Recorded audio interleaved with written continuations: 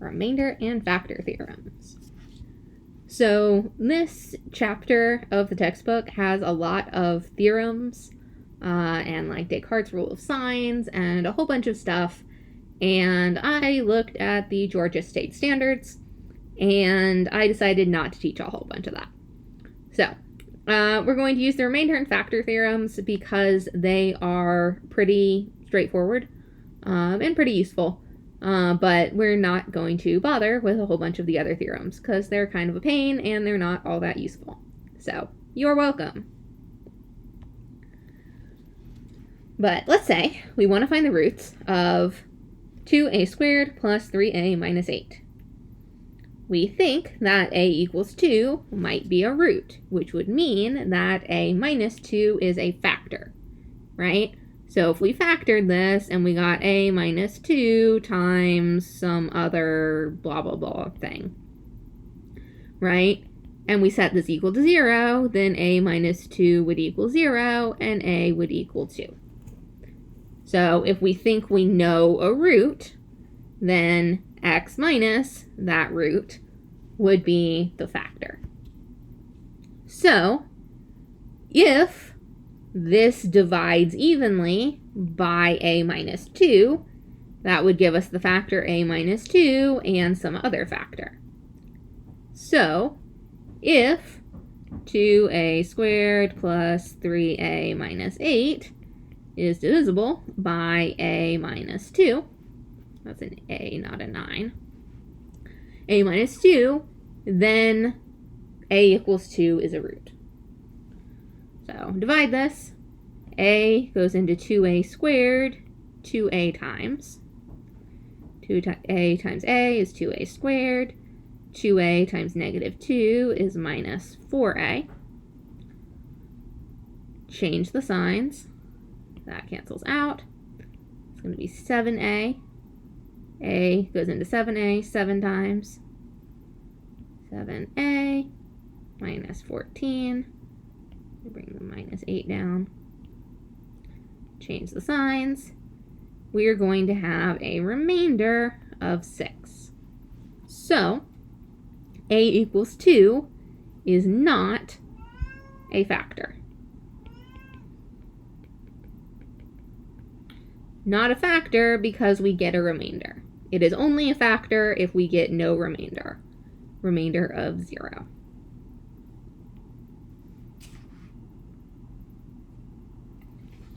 Okay, so what happens if we plug in 2 into this function? All right, 2 times 2 squared plus 3 times 2 minus 8, which is 8 plus 6 minus 8, which is 6. Notice something? The remainder is the same as f of 2. The remainder when the function is divided by a minus 2 is the same as the value when we plug 2 into the function. That is not a coincidence. That is the remainder theorem.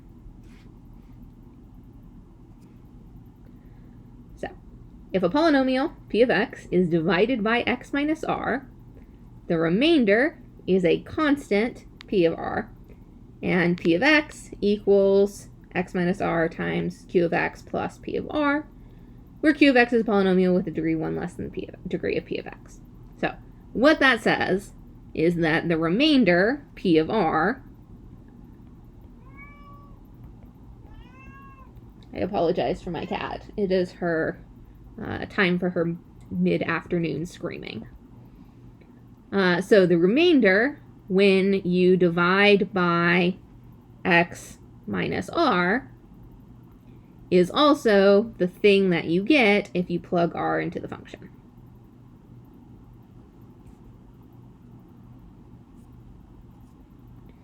So suppose you're skiing at a speed of 5 meters per second and heading downhill, accelerating at a rate of 0.8 meters per second squared. How far will you travel in 30 seconds? The formula for distance traveled is d of t equals v0t plus 1/2 at squared, where d is the distance traveled, v is the initial velocity, t is the time, and a is the acceleration. So we're trying to solve for d of t. So d of t, our v0 is the initial velocity of 5 meters per second. T plus 1/2.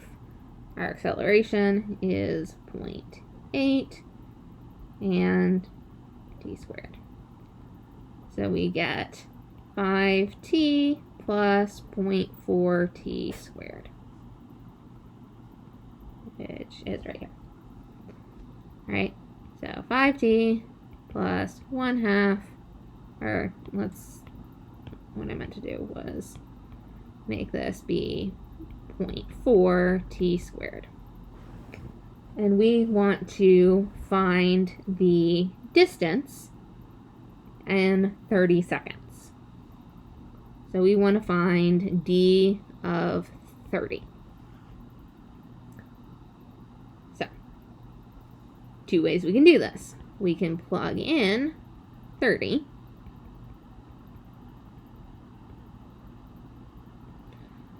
Which would be 5 times 30 is 150, plus 30 squared is 900, times 0.4 would be 360.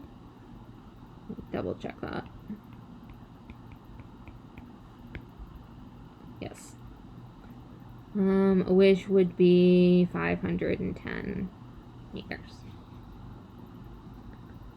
Or we could do this doing the handy dandy remainder rule that we just learned. If we divide, and I'm going to make this 0.4 t squared plus 5t, and if we divide that by t minus 30, t goes into 0.4t squared, 0.4t times, that's 0.4t squared. 30 times 0.4 would be 12, so minus 12t. Change the signs. Make that a minus, make that a plus. That's going to be 17t. T goes into 17t, 17 times, 17t. And then 17 times 30 is 510. Minus 510. Change the signs, that cancels out, and we get a remainder of 510, which is the same as the answer we got when we plugged in 30.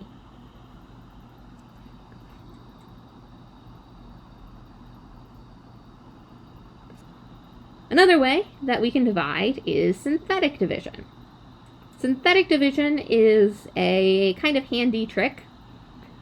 We can divide by a binomial, so that's an x plus or minus something, if the leading coefficient is 1.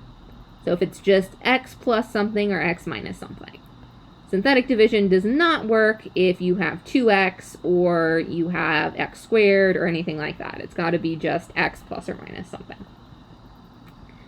And the way the synthetic division works is you take the coefficients and that ending constant. So draw a box like this. Your coefficients here are 1, 4, -3, and -5. Right, so make sure that you keep the negatives, right? That's a -3 and a -5. And we change the sign on this, right? If x plus 3 equals 0, that means x equals -3. So we're going to put a -3 here. Bring down the first coefficient. That just goes straight down. Multiply. -3 times 1 is -3. That's going to go here. Add these. 4 times -3 is, or 4 plus -3 is 1. Multiply these. Negative 3 times 1 is negative 3. Add. It's going to be negative 6. Negative 3 times negative 6. We're going to multiply these. It's going to be a positive 18. And we add these, and that's 13. So then what we get here are the coefficients of the depressed polynomial. And so the depressed polynomial is always going to have a degree 1 less than the polynomial that we started with. So here we started with a polynomial of degree 3. This one is going to be degree 2. So it's going to be 1x squared plus 1x minus 6, remainder 13. And that's how we divide using synthetic division. It can be a little bit quicker than long division, just because you're just working with coefficients instead of working with the powers of x. So a lot of people prefer it to synthetic division, to long division for that reason.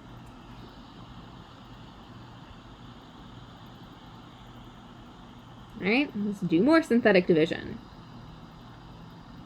All right, so here, this is x cubed minus x squared, and notice we don't have an x term. We go straight from the x squared to the plus 2.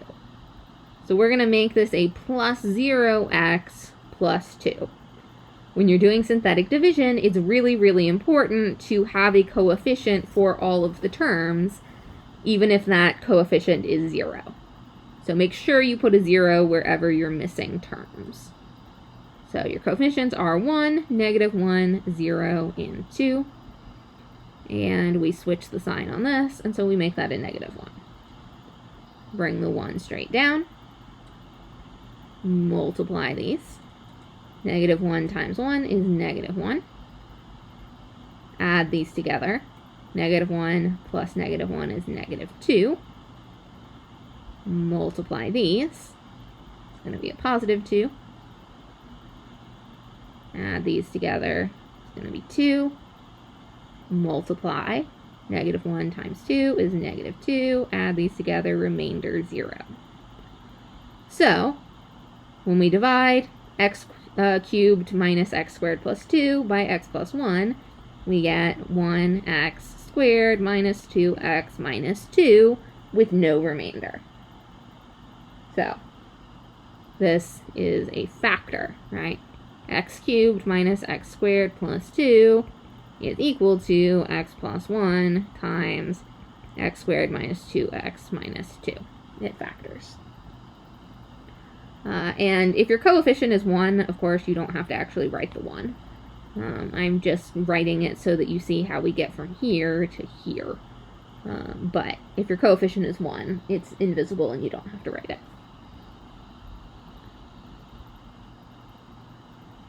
Alright, so we do all this and we get that the remainder is 0, which means that that x plus 1 is a factor. So, if we were to plug in negative 1 into the function, then we get negative 1 to the third minus negative 1 squared plus 2, that equals 0. And that's our remainder theorem. When we get a remainder of 0, when we divide, then that means that f of that number is equal to 0 as well.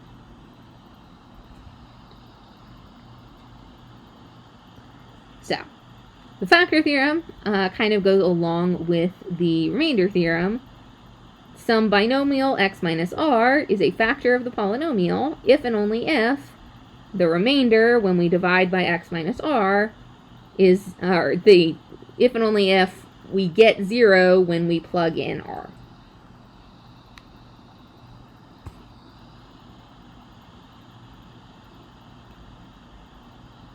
So, use the remainder theorem to find the remainder when 2x cubed minus 3x squared plus x is divided by x minus 1. State whether the binomial is a factor of the polynomial. So, using the remainder theorem, what that means is that we can plug in x equals 1. F of 1 is going to be 2 times 1 cubed minus 3 times 1 squared plus 1. which is going to be 2 minus 3 plus 1, which is 0. So the f of 1 equals 0, which means the remainder also equals 0. And if the remainder is 0, then yes, it is a factor.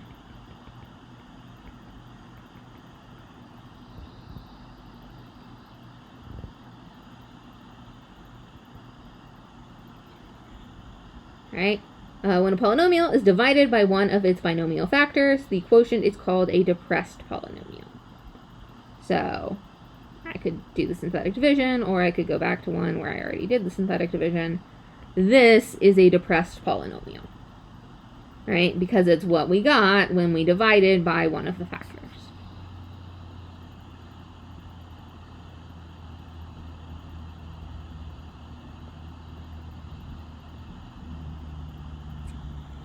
Find the value of k so that the remainder of x to the third plus 3x squared minus kx minus 24 divided by x plus 3 equals 0. So if the remainder equals 0, that means that if we plug in x equals negative 3,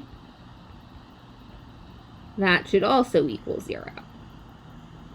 So plug in negative 3 cubed plus 3 times negative 3 squared minus k times negative 3 minus 24, and set that equal to 0.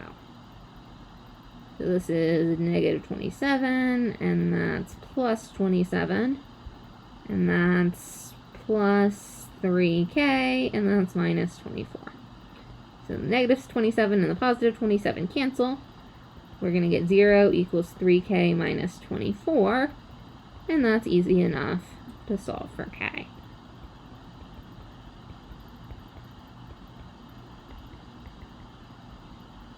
K equals 8.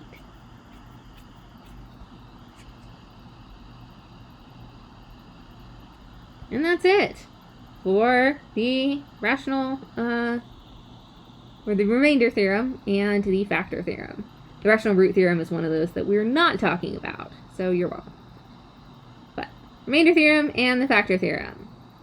Next time, rational equations and partial fractions, which are just so much fun.